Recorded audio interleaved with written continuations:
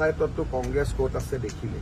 বিটিএডিৰ ইলেকশ্যনতো আপোনালোকে গম পাব কংগ্ৰেছ ক'ত আছে কংগ্ৰেছৰ বিষয়ে প্ৰশ্ন সোধা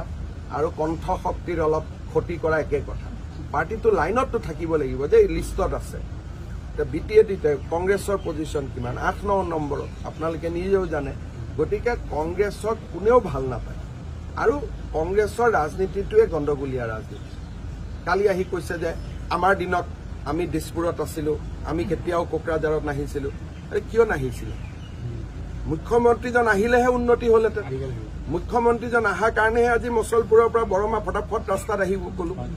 যদি মুখ্যমন্ত্ৰী নাহিলেহেঁতেন ইমান ধুনীয়া ৰাস্তা ক'ৰ পৰা হলহেঁতেন আজি মুখ্যমন্ত্ৰী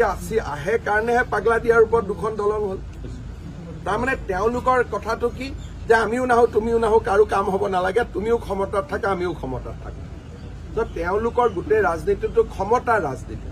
আমাৰ ৰাজনীতি হৈছে মানুহৰ ৰাজনীতি